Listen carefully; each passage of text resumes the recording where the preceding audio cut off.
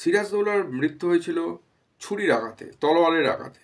যখন মুর্শিদাবাদের রাজমহলে এই ডিসিশনটি হয়ে গিয়েছিল যে মৃত্যুদণ্ড, অর্থাৎ মির্জাফরের পুত্র, উচ্ছৃঙ্খল পুত্রর একমাত্র গুঁয়ারতুমির জন্যই হয়তো এই মৃত্যুদণ্ড হয়েছে। অন্যান্য যারা মন্ত্রী পরিষদের সদস্য ছিল তাদের এটুকু বলা হয়েছিল তাদের দিক দিয়ে যেন ওকে বন্দি করে রাখা হোক, মৃত্যুদণ্ড না দেওয়া হোক।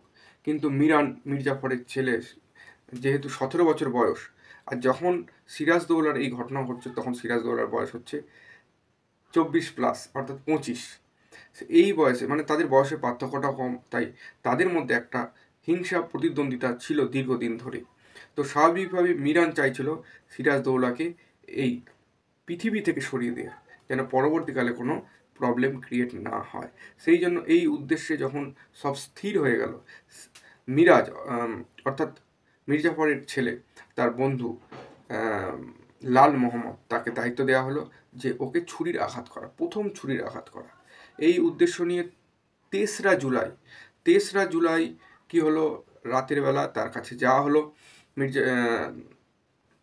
সিরাজদৌল্লার কাছে। সিরাজদৌল্লা তাদের আশা দেখিয়ে বুঝে গিয়েছিল তার মৃত্যু অবশ্যম্ভাবী এবং সে কিছুক্ষণের মধ্যে হয়তো মারা যাবে।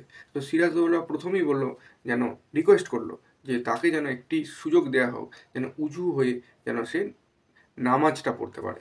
মুসলিমদের যে একটা পবিত্র পেয়ার বলা যায়, সেই নামাজটাও কিন্তু সিরাজদৌল্লাকে পড়তে দেয়নি, কারণ ওদের উদ্দেশ্যই ছিল যত তাড়াতাড়ি সম্ভব সিরাজদৌল্লাকে পৃথিবী থেকে সরিয়ে দেওয়া। সেই জন্য তাকে নামাজটা পড়তে দেওয়া হয়নি, তার মাথায় এক ঘড়া জল ঢেলে দেওয়া হয়েছিল। এবং জল ঢেলে দেওয়ার পর সিরাজদৌল্লা এটুকু কনফার্ম হয়ে গেল যে সে নামাজও পড়ার সুযোগ পাবে না। তখন সে বলছিল কিছু জল খাওয়ার জন্য, মানে পানি তেষ্টা পেয়েছিল পানি খাওয়ার জন্য, সেই পানিও তাকে খেতে দেয়নি। যখন পানি খেতে দেওয়া হচ্ছিল তখন পিছন থেকে এসে লাল মোহাম্মদ তাকে ছুরির আঘাত করে এবং তারপরেই তলোয়ার দিয়ে তাকে খুঁপিয়ে খুঁপিয়ে মারা হয়।